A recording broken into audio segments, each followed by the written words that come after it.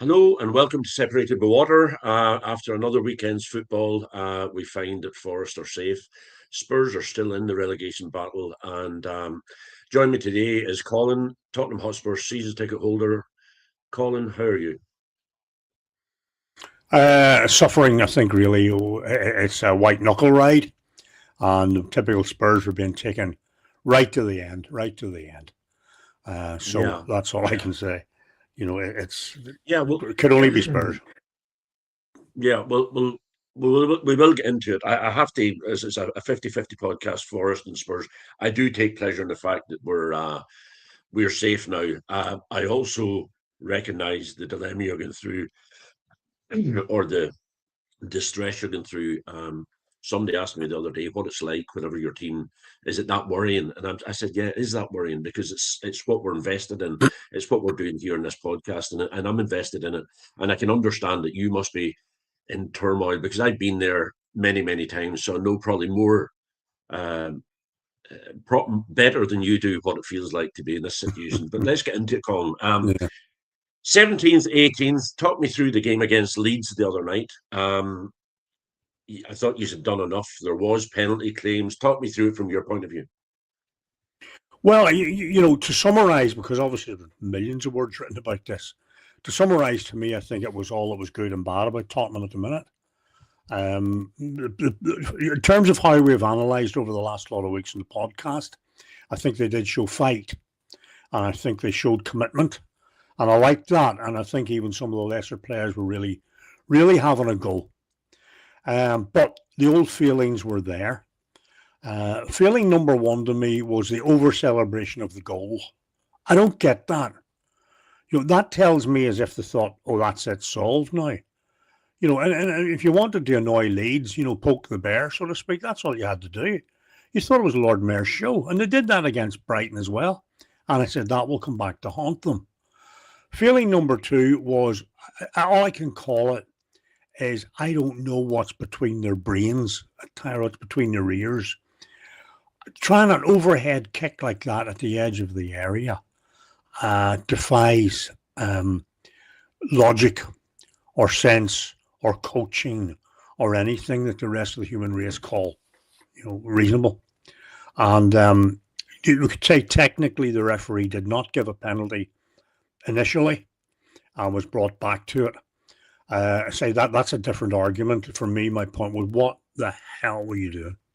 You'd scored a good goal. You'd the crowd on your side. You were playing well. Why did you do that?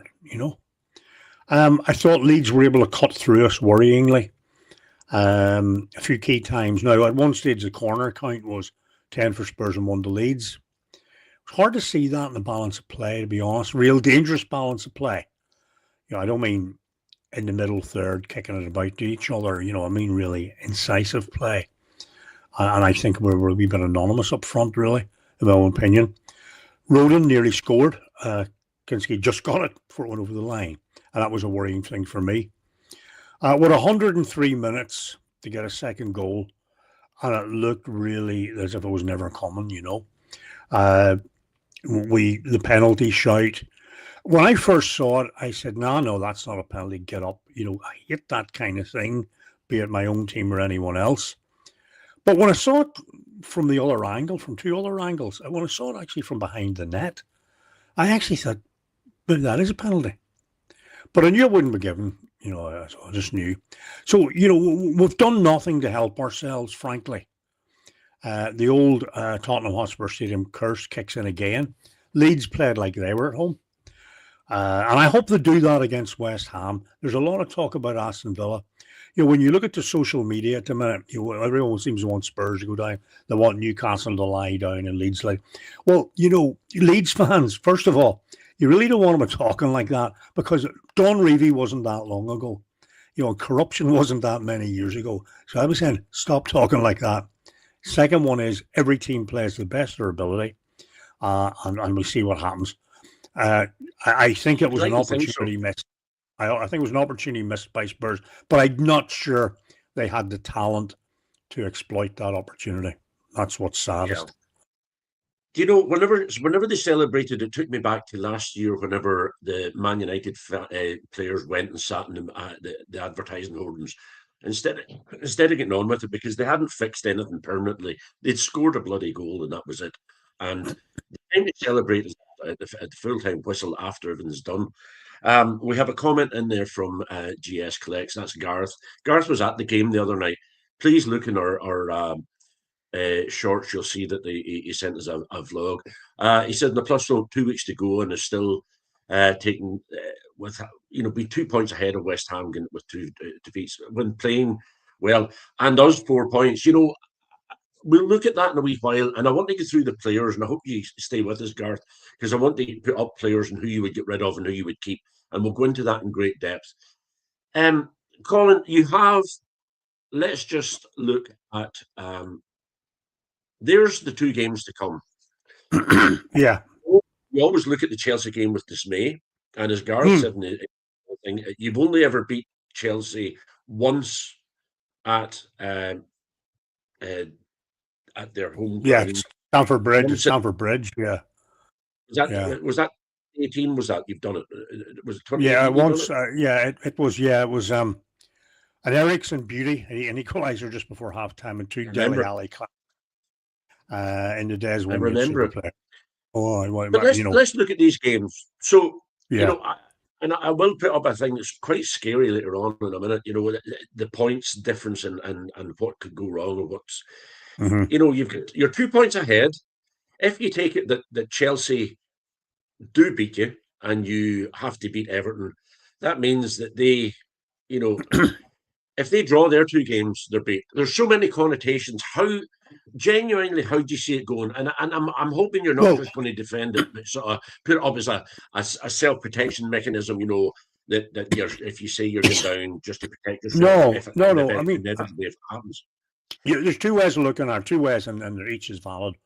One is to look at the games in question in particular, which I'll come to. The first one is to look at the 2 points. I said, what does the 2 points mean to us? It's 2 points and a healthy goal difference, which is unlikely to be overturned. So that could be a 3rd point. So what does that mean? It means that really West Ham need to get 3 points more than Spurs. All right. So if Spurs get 1 point, only if you end up on the same. The goal difference only comes in if you end up the same points. Yeah, well, that's what I mean. So if they get 2 points more than us, they need 3 points more than us, right? Because if they get 2 points more than us, we're on the same points, and our goal difference will save us, right? So they need a full win more than us. So that's fair enough. If you look at it that way, how undignified is it to be looking at it that way? Yeah, well, but it is. The long and short of it is, if they draw their 2 games and you lose your 2 games, you're still safe because you get 2 points and goal difference. Yeah. That's what I'm trying to say. But if we, that's where the ifs and buts comes in. On paper, I would probably expect Newcastle to beat West Ham. Okay. And on paper, if Leeds play like they played the other night, I would expect maybe a draw there, and we would be safe. But you can't do that. So Spurs need to put it into their own hands, which they've been terrible at doing. That's the danger. We say it's in our own hands. I think, oh God, because we can't win at home. We don't beat Chelsea now. But you mark my words. I watched Chelsea versus Forest, and Chelsea were abysmal. They were abysmal. And I've been around long enough to have seen some great Chelsea teams in the 60s, 70s, not so much the 80s, but in the Abramovich era. West Ham will not beat Leeds. I hope not. Michael. Show up for us. And that Chelsea team was abysmal. They even missed a penalty. But you mark my words, you see the Chelsea team, the performance against Spurs, it will be PSG and Bayern Munich combined against Tottenham. My brother's going over to it. He says that the atmosphere already is building up the Chelsea fans. They want to really put Spurs down. Now, are we up for that? Well, we should be. We should be up for that. Now, a dream or a point at Chelsea could take us even, depending if West Ham win at Newcastle. Who knows? We'll already know that result. So we need to get something from both games. Can we do that? Yes. Will we do it? Oh, I don't know. But at the end of the day, if we lose to Chelsea and beat Everton, but you don't want to be going to the last day, that hopefully will do it, unless when West Ham win both their games. So it's all round the houses, you know. So the 2 points is helpful, but it's not as helpful as it may seem, you know. And factoring into that, I watched West Ham against Arsenal. I thought they were very good. I thought they were unlucky. I thought that the forward, who Rea has been credited with a world-class save. It was a great save, but I think it was maybe like a world-class fluff. When he did all the hard work. The goal wasn't given. I could argue myself either way on those. Argue that it was a foul, yeah, but have they been given as fouls in recent years? No. And had West Ham have got the equaliser, would it have changed much? I'm not sure. It might have changed their momentum, but I think their momentum's there. I think Nuno has done a good job. Yeah, that's Matt. He's just saying you owe him a pint because you failed. Basically, you got Spurs in between two semi-finals against Forest. We did. So they're in the final. We did. And congratulations again, Matt. Yeah, and congratulations. When you saw the Villa team that turned up to play on the Thursday night, oh my goodness. And I accept that, and these are the things that happen sometimes. But we had that conversation last week where managers use squads, and it's a way of it, and the answer... Colin, we're going to talk about the players in a wee minute, and I want to get through your full squad. And if eventuality that you're relegated, or the eventuality you stay up, I don't think if you're relegated, you won't have much say in who you keep or what happens to a certain extent. But if you stay up, I think then it's going to have to be a fire. And the reason I'm asking you that question now is the game against Leeds the other night. It seemed as if it was a psychological blow, and Spurs, I felt, had to win that game. A draw, I felt, wasn't good enough for them to mind. Are the players up for this? Are your players up for this? Well, they're more up for it than they were. But as I said earlier there, I think that, they had an opportunity to beat Leeds and they didn't do it. They couldn't do it. Leeds seemed to have too much for them. They kept them at arm's length. I think some individual performances were poor, very poor. I think Richarlison, unfortunately, maybe he's better away from home where he can slip in and out, but as a front man leading the line, I think he went missing. God love him. Muani, I don't know what he was doing out there. Tell flatters and does stuff. Is okay, but I think the team was okay. It probably playing to its limits, but highlights what our limits are, and how poor they are. So we had a chance to beat Leeds. Do you remember the ball? Do you remember the ball that Tell played from his own goal line over the top of a player?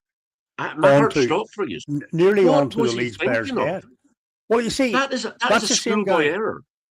Well, it's worse. Schoolboys, and that's the same guy did the overhead kick in the penalty area. Yeah. So what is happening? That's what I'm saying.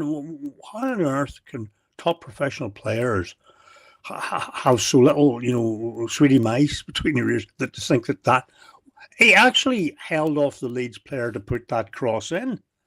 Well, I'll not tell you what I said. I was sitting watching it with a friend of mine, also called Paul. Hadn't seen for a while, and I'll not tell you my language, but you can imagine. And that's the kind of thing that does the heads in of people like me. And clear it, rose head. Don't fanny about it like that. And that's why I think Spurs have been architects of their own downfall. I think that there are some players who think they're better than they are, and they're not.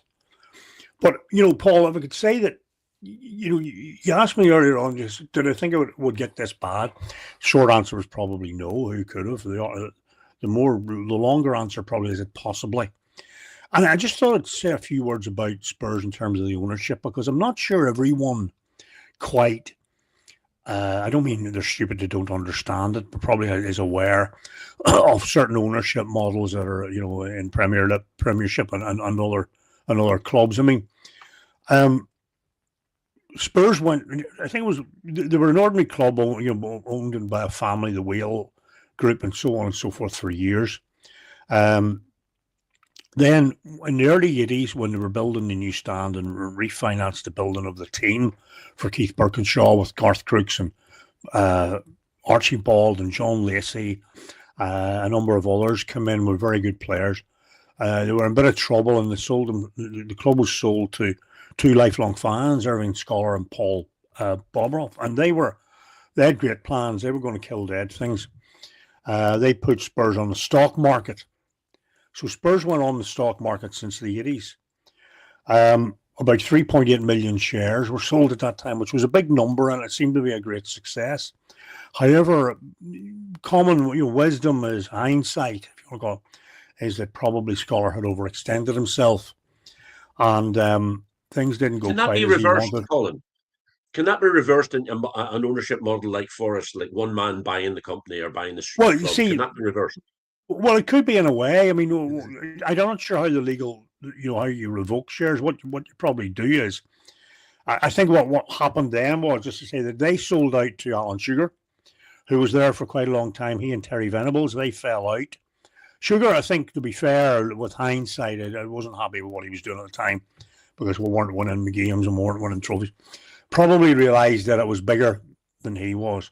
He sold it on to ENIC, an international investment corporation, and they have been there since 2001, and in that time we've won very, very little. And I think the problem is, this is what happens, in terms of how answerable it is. We have a base of shareholders now, okay?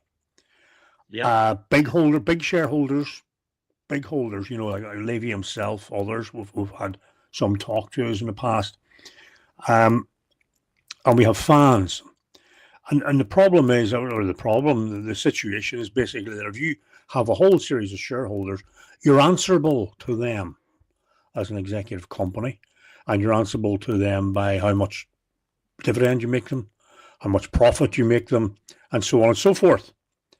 Mm-hmm. But that's the model, the model that the fans want, and that's not conducive necessarily to winning football trophies and spending money on players. So who are better served? The shareholders or the fans? Probably at Tottenham, the shareholders, because they will be the ones who are fascinated by the big concerts or the NFL teams or the motorcycle or the racetrack or whatever it might be, the corporate and so on. The fans who turn up are interested, obviously, in the players on the pitch and winning games. And I think Tottenham, what I accuse them of and what I have in the past is really getting away with it over the last 20 years, where they've been lucky to have a good manager or some good players drop in. And what's happened is, if a manager has had a really good season, Harry Redknapp, for example, Martin Jol, nearly qualified for Europe at the time, which was an achievement. Redknapp got us into the Champions League. Pochettino, of course. Conte, I even mentioned. What happens is that them having a good season despite it all is used against them almost. We say, well, you've had a good season. Why do you need these players, Rather than speculate, accumulate, and get better and better and better. And that comes down back to the mentality. So why do we need to spend this if we don't need to spend it? So what happens is you get caught between the two stools, to spend just enough to keep us all placated, but not to really push the boat out. And this has been a long time coming. And now we sat last August and we were talking about the failure in the transfer market, where they were trying to get Gibbs White. It's hard to believe that was last August. And Isse. And they got neither.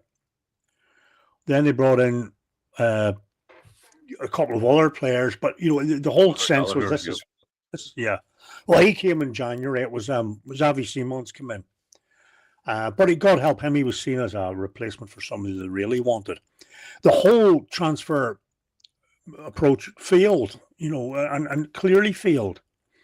It failed again in January, where I'd said at the time, if you remember me saying, we either keep Thomas Frank and back him. Yeah. You said that. Or we sack Thomas Frank and back who comes in. The do much scenario was keeping Frank and not backing him, and that's what they did. And look where we are. Okay. Who on earth brought who thought bringing Igor Tudor was a sound footballing decision? I would like to speak to their therapist. All right. Okay. I can sense your frustration. That's why we're here. Yeah. That's why we are. Well, quite a few people listening, so I want to ask them, look at this graphic and tell me. Spurs, how many points do they get from it?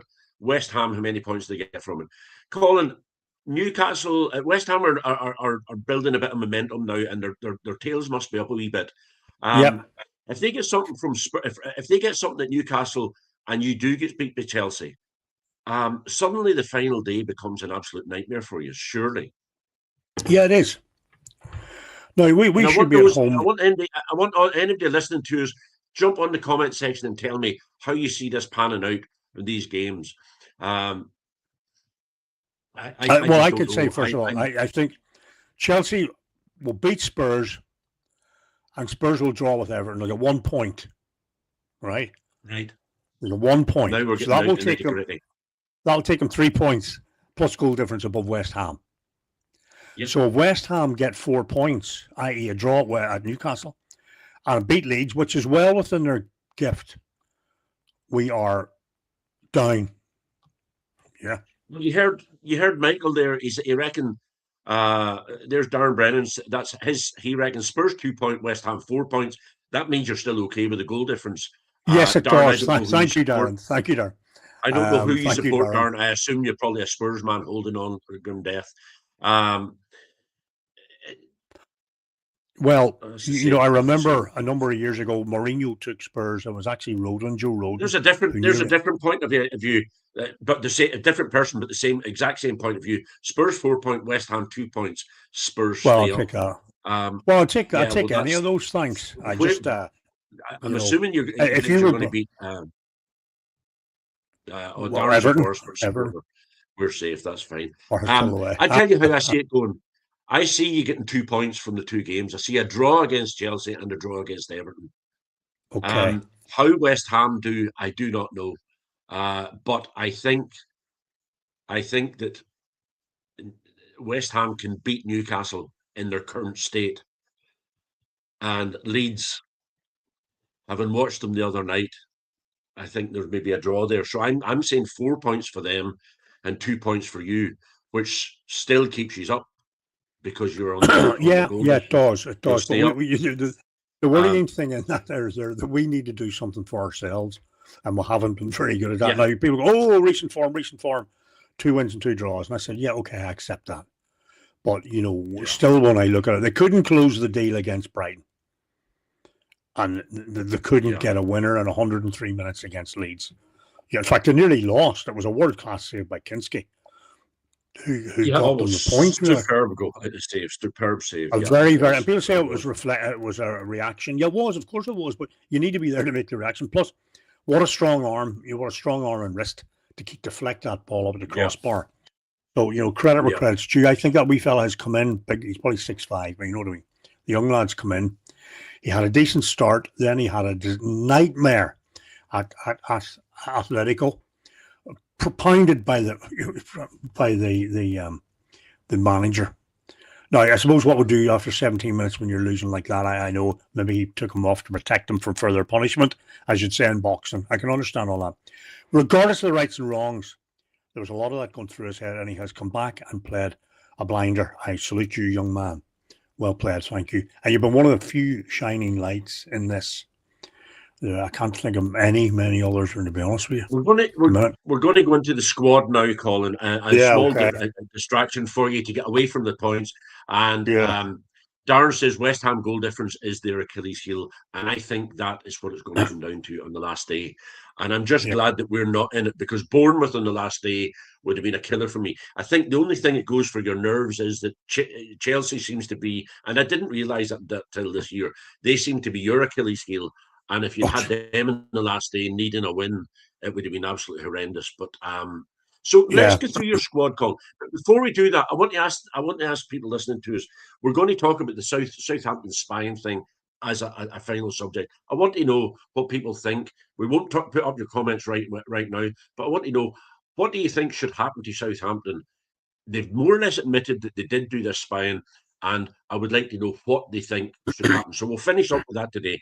So, Colin, your keepers, who goes and who stays? And I'm going to. Do any of your keepers stay, or do you need a new keeper?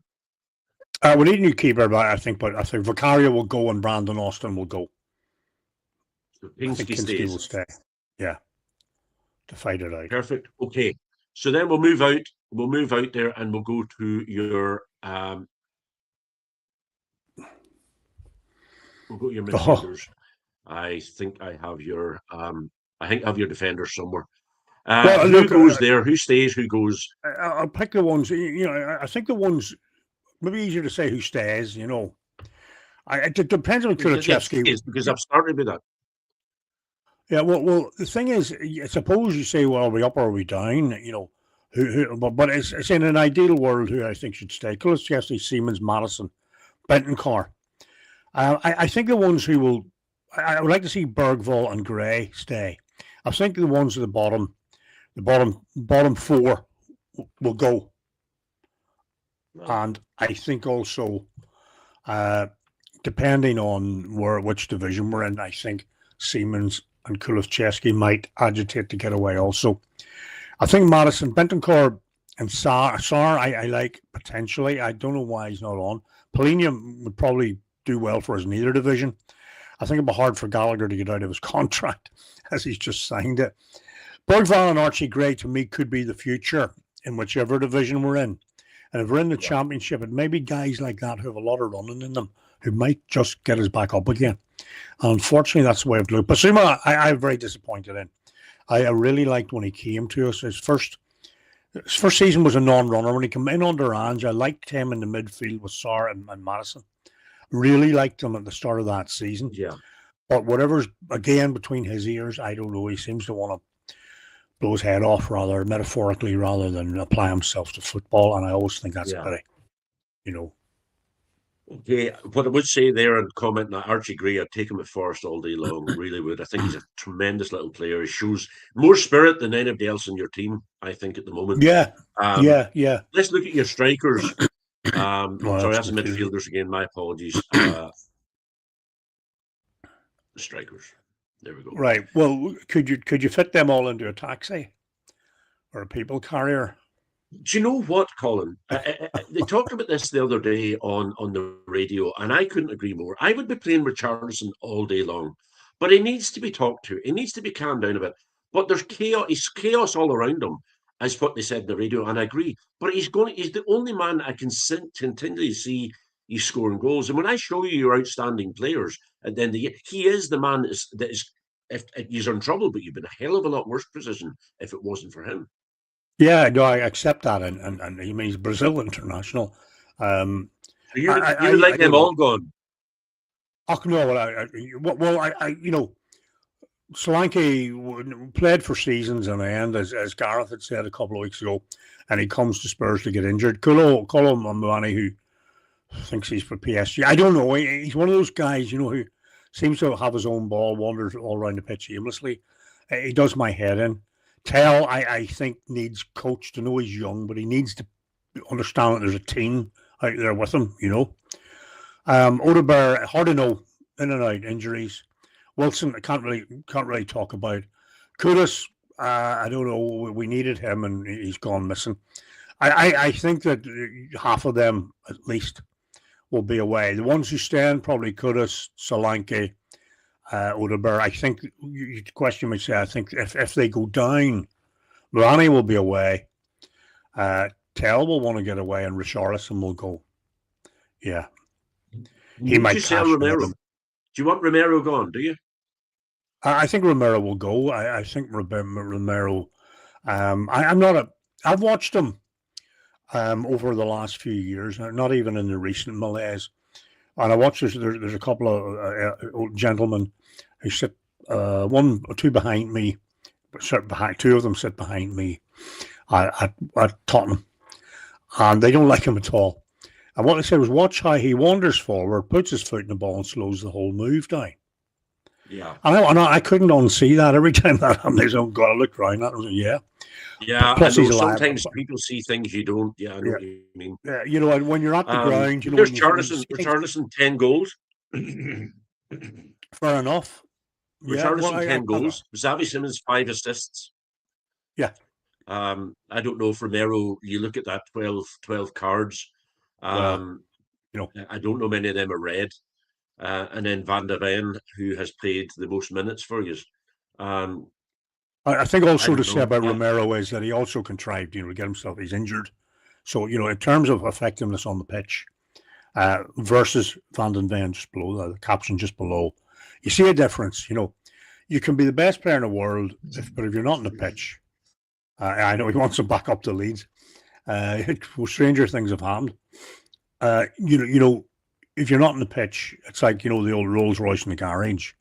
It's no good if it's not on the road. And Romero, to me, he's used up all his jokers. And I think if he goes, I don't think it will be as big a loss to Spurs as we think. I think Vanden Ven is or Vanden Ven, however you pronounce it, is a really good player. People say, he might go to a better team and all that. Well, that's possible. Or he might stay, depending on what's happened. But we need to have him and build a team around him. I think that I thought the defence had been good 2 years ago. I was probably good 2 years ago. And it's not anymore. I think Leeds showed that they can be cut open.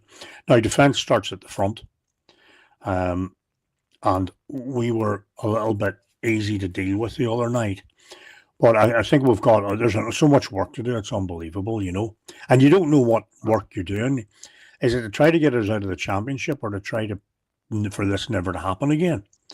And they're not exactly the same brief. I mean, is De Zerbi equipped, to understand press? Well, that was my next question.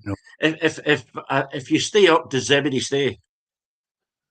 Well, I think he'll stay. He'll make noise about wanting to stay. Yeah. It's not what I asked you. I said, will he stay? Well, I can't predict the future. Do you think he'll remain in his job if you stay up? Yeah, I think he will. I think he'll say, I think he said, I'm here, and I've got a 5-year contract, and year one is to get back up again. And I think that's doable. I mean, it looks like, notwithstanding Spygate, Ipswich have, and Southampton may, so if they do go down, but there's always that danger of the cataclysm where they go the other way. Leicester and others, have done it. They're not the only ones. In the past, other teams have gone down and never come back again. Now, I think Tottenham are too big for that. I think they really are. But I think it would be easier for them. Too big to disintegrate. I think they're too big to disintegrate. I think if they do go down, it might provoke something that we all really, really need. And what we're talking about probably there is the new ownership, and probably the ownership model that most fans like is the benign dictator, the guy who owns the whole thing but really wants to win, like Nottingham Forest, or Abramovich had been with Chelsea, or Jack Walker even with Blackburn. I like to write down extra questions, Colin. I like to write down what extra questions so that if we run out of time. And one of the questions here is, would you take Marinakis as your owner tomorrow? No. Why? But because he's not big enough for what we need, frankly. I like the idea of what he's doing, but I think I think the Tottenham model is not for him. I think Nottingham Forest is a perfect fit. And I like what he's doing. I think he was unfortunate not to get Europe this year, in many ways. I think he set a stall out for that. I hope that he can be as bullish with some of the players this coming close season as he was last season, particularly when Gibbs White. I think Forest's danger is that it could be cherry-picked a wee bit, and I hope that doesn't happen. Hope it doesn't happen. Your question was, is he good for Tottenham? Yeah. No. Would it happen with Tottenham? Okay. No. If I can talk about Forest for a minute or two, the reason I so desperately wanted to win the Europa League was because I thought it might put a stopgap on certain players leaving. Yeah. Then I thought about it, and I've been giving it some consideration over the last few days, and I think that I think that if the way that he went after Morgan Gibbs White whenever he was up talking to Spurs and said, "No, get back here, you're my player, and I'm keeping you," and whatever happened, whatever changed hands, I don't know. I have a feeling he's going to be sitting down with the players we have. I feel Elliot Anderson is a done deal. And I hope he goes to Man United, not Man City. Why? Why? I would rather. I don't like Man City. I just don't like Man City. I don't like what they stand for. I don't like what they do. I think they're cheats. I just don't like them. And on that, I read today that there's an announcement due in June. The final decision they reckon will be made in June about the 115 charges. We'll wait and see. Yeah, I know. Sure. I see your face. But I think that Marinakis is going to sit down and say, we're serious about Europe. We nearly done it this year. We're serious about Europe, and he's going to try and keep. If we can keep Murillo, if we can keep Morgan Gibbs White, and we can keep a few of the other guys, the main like Nico Williams, etc., I think we'll be fine, and we can. I feel we can compete for Europe. Um, so yeah, that's Forrest talking about. Yeah. Well, just let me say there, and I understand what you're saying, and I think therein lies maybe a problem, for a great problem that Forest have created. Notwithstanding the Europa League run to the semi-final, that's dead. Forest are a team who are finishing, what, 15th, 16th, 14th, 15th? They're thereabouts. Last year we finished in the top 9. But last year, as Chekhov said, the past is a foreign country. Doesn't matter. So this year they finished in 15th, 16th. And that's not, that's not a great CV for some of these guys. Probably where Forest could be and should be is in that wee bracket of what I call the 3 Bs, Brentford, Bournemouth, Brighton. They're up there, maybe just outside the elite, if you will, but very, very close. And what we could see a great breakthrough here whereby Bournemouth possibly, or 2 of them, qualify for Europe and 1 of them possibly for the Champions League. And what a wonderful, refreshing thing that would be. So I think that Marinakis has to be able to sell, and it is salesmanship to the concept of Forest to say 2 things. One is we can keep your salary pretty much in line with where it would be elsewhere. And B, we can sell you a dream. We can sell you the dream that's coming this way and keep the team together. Now, that may not be enough to offset the lure of a Man United, or probably Man United who are going to be resurgent, or a Man City who may whatever, or even a Liverpool who are going to have to rebuild, or an Arsenal who want to consolidate. And it's very difficult for teams in that little bracket. I was just seeing with Brighton and Bournemouth and Brentford all losing players and managers. But if you can get them in there and show a wee bit more muscle, they could do it. They could. That's their next stage, Paul. It's in I think that's it's obviously my desire, and that's where I think we're going to go. Yeah. And I have to say to you, Colin, there's people who'll be listening to this and they're going, you do realise that Spurs in a relegation battle, and you're talking about still being a top 6 club. Are you still a top 6 club? Yeah, a club. I think that we need to understand what I mean by that. I think that there's a lot of things go into that. And there's been nobody more critical of their playing performance. I think for several years yet to come, if Spurs go down into the 2nd division of the Championship, we're really calling that, and linger there, they will lose that aura. They will lose it. They will lose the desirability. But they still have that at the minute. Not the playing performance, but it's actually the poor playing performance that makes my point about what a draw they are. About their box office. They're massive. They are. They just are. And people who don't see that aren't looking at it in the right way. Well, you didn't win this, or the data tells me that, and blah, blah, blah. And what I say to you is, put your head back in the oven and turn it up, because that's not the point I'm making. Nor is it people who, I would say, inverted commas, understand the nuances of the game. There's a romance. There's what do you call it? There's a romance, there's glory, there's excitement, there's something over and above. They're just churning out the wins. And that's maybe why Manchester City haven't captured the imagination, in the way probably they should with their actual on-the-pitch play. And they're churning up trophies. Or why Chelsea didn't. You know what I mean? They were winning lots of trophies. Oh, they've won more. But they just didn't capture the imagination or the love of the country or the world, or there's not everyone's second team. That's what I'm talking about. And Spurs still have that aura, which makes them a massive club. And they did win a trophy last year and did a lot of good years under Poch, but they have failed to live up to the potential that they should. And that has always been my point, particularly about ENIC, particularly about Tottenham. And that's the most frustrating point of being a Tottenham fan. A Barnsley fan whom I would say, our aim is to get. The idea is to get to the point where you fulfill your potential, and we all have different potential. And Spurs stand accused, to me, of not fulfilling their potential, and that's where they have fallen down. Arsenal fans over the last 4 years, and we have not fulfilled our potential. And their potential might be slightly higher. It's actually to win Yeah, the league at the well, minute. all teams go through a dry patch, and all teams have a period that they don't do well. And you sometimes get the perfect storm, and it all comes together, and they do well. Yeah. I find it quite difficult to hear you talking about the Spurs as if they're something much better than Forest, because I go to Forest and I feel what you feel at Spurs. And uh, I think the That's fact that fine. you're in London, I think that the fact that you're in London, you get that extra following. But ultimately, if you look at our records, Forest have done better in records of achievements and trophies than you have. Of achievements and trophies.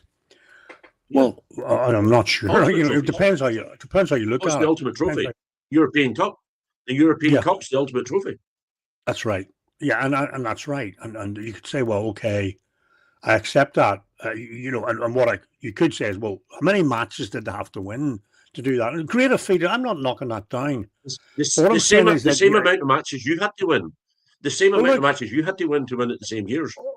no, no, we never won it. We reached the Champions League No, final. but what I'm saying is, you were in the competitions, and you in them days it was the same amount of competition, same amount of games you had to play to win it in them days Well, as it is as it yeah, was for I know, us. but this is okay. Huddersfield won the league 3 years in a row, I think 1915 to 1917.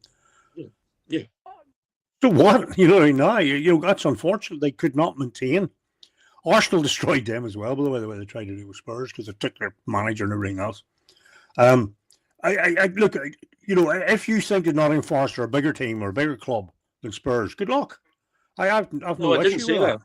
I didn't say I've that. no I issue with said that. I don't think that I don't think we're that far below you in our Neither do supporters, I. in our Neither but do why I. then are we not a top 10 team and you're a top 6 team? What did you hear me just say, Paul, about 2 minutes ago? I said that Forest could be getting into that group with the three Bs. That would take them just outside the elite. You must have heard Yeah, me say that, hopefully, because you're on the yeah, I did say, podcast. but that's not a top Well, then 6 what? team. That's I, Well, if you want to be I top six, think that's good. I'll try and make it top six. no, no, it's no. I'm not Forest, saying look, that. What I'm trying, I have a point that I'm uh, going to make at the end of this, and the point is well, that I I think look that forward to that. PRS is fine. I think PRS, for all that I hate it, is actually starting to work. That we're actually starting to get to a stage where below the Man Uniteds that can spend any money they want, the Chelseas that can spend any money they want, and then it starts to filter down to the teams that come up, the three teams that are promoted who struggle to stay Yeah, in the league. Them yeah. teams that are above them and below the teams that can spend all the money in the world they want to, I think that it's now starting to, they're all coming into one big snowball. That you could have any of them teams in that.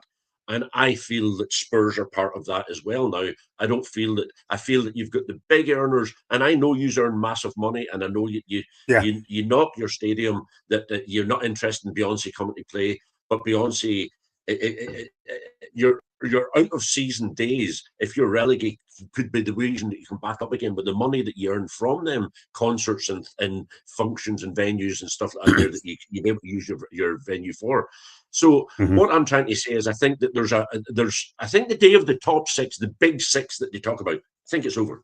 I think you've got the top 3 or 4, 2 or 3 that are maybe going to earn all the money. Like Man United can spend money left, right, and centre because they earn so much money from revenue all over the world. Probably the biggest following of football club Uh-huh. in the world. And that's my point. And I'm not poking the bear. I'm not poking Spurs. I'm just saying that I think that. I think that football is not the way it used to be, and I don't think it's going to remain the way it used to be anymore. I think it's Okay. going to start So what you're saying, together. the days of the big 6 are over, but still Man United are going to spend as much as they can. Probably win the Well, I league. think that Man United and Chelsea and probably Man City aren't the same commercial unit that Man United are.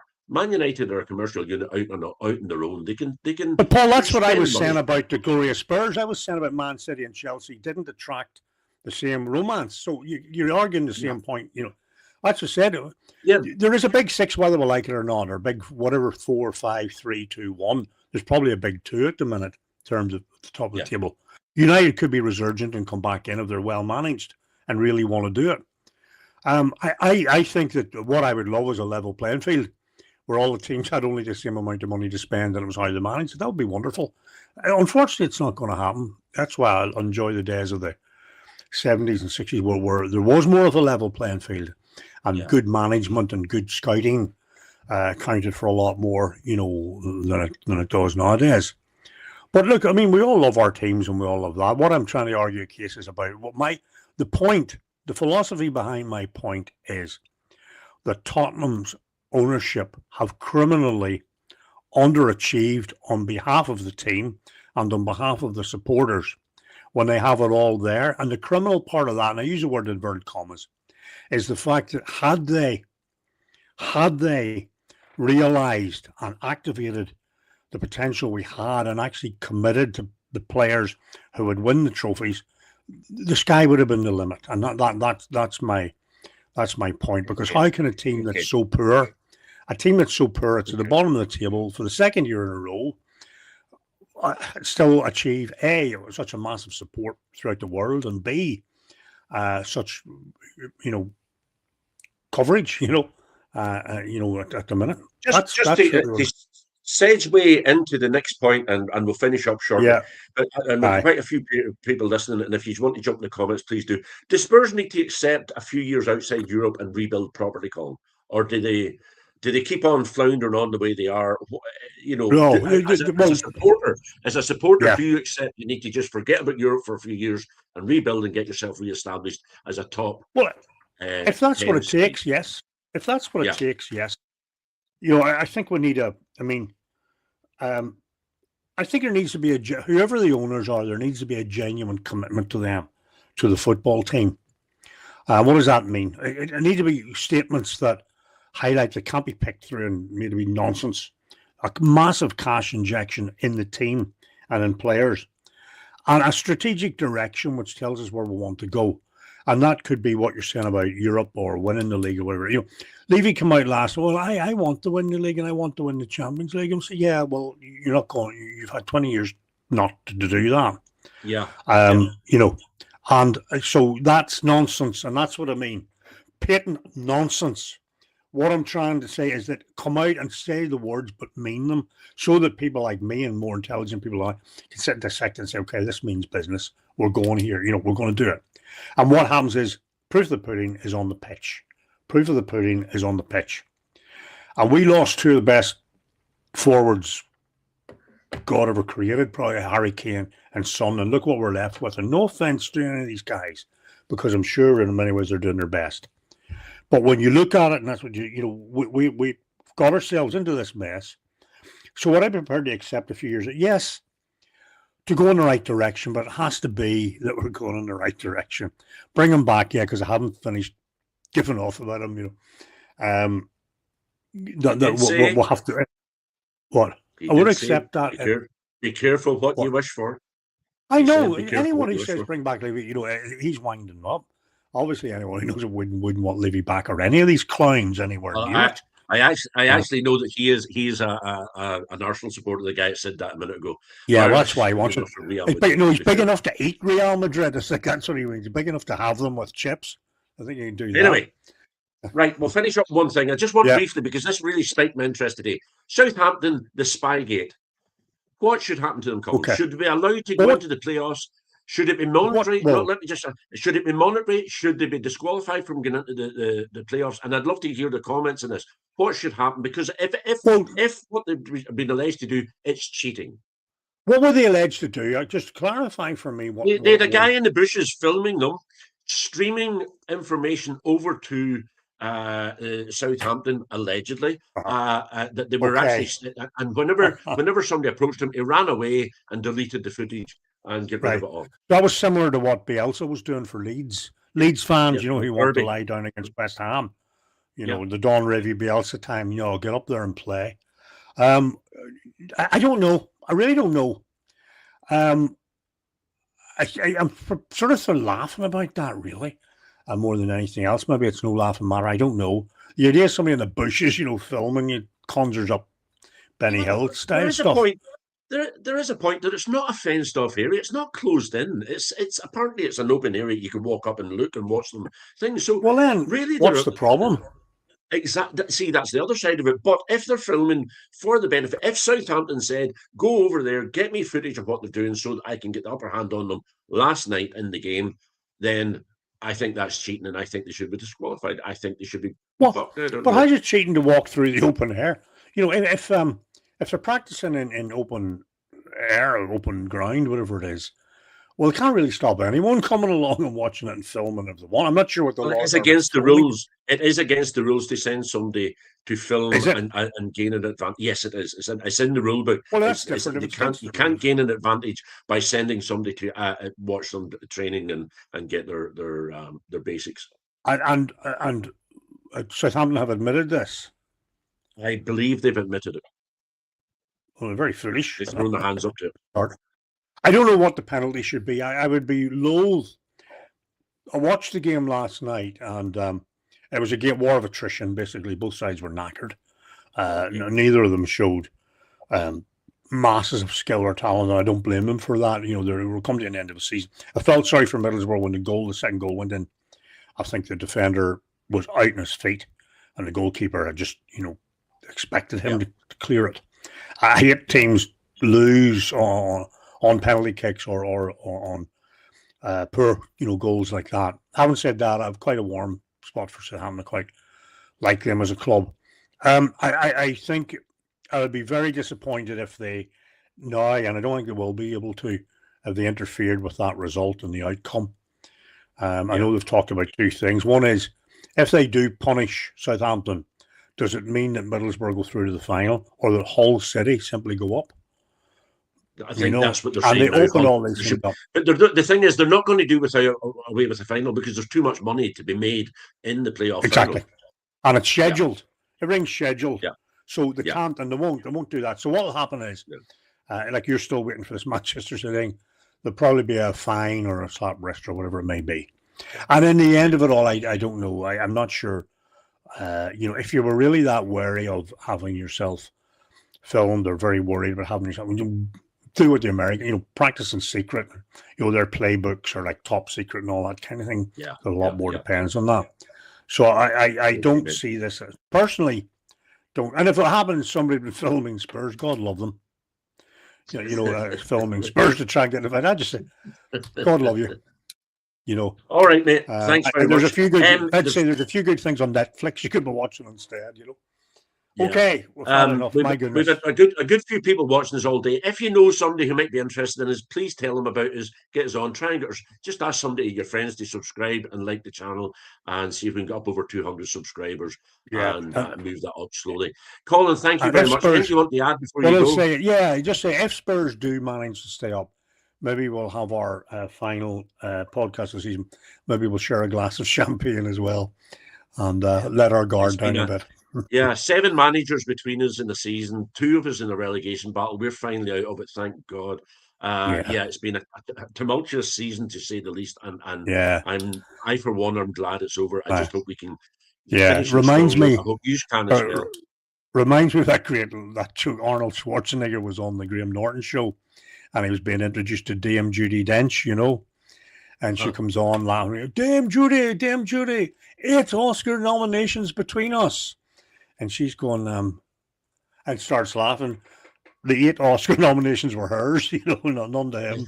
But that's exactly. So we've 7 managers between us, Yeah. Okay. We'll pick this up next week, and hopefully you'll be in a better position than you are at the minute. And hopefully, I know it's nerve-wracking. I cannot tell you how relieved we're not in it anymore. I'm just so happy we're on the beach and relaxed and chill out about it. So anyway, thank you very much for everybody who's listening. Well, don't be telling Man United and Bournemouth. Man United and Bournemouth still have to be dealt with. And there's points, everything's at stake there. I think we're still going to try and finish on a strong, and I hope we will, and I believe we will, and I hope we can keep a few players for next season. But anyway, we'll wait and see. Right. We wish Aston Villa good luck in the final.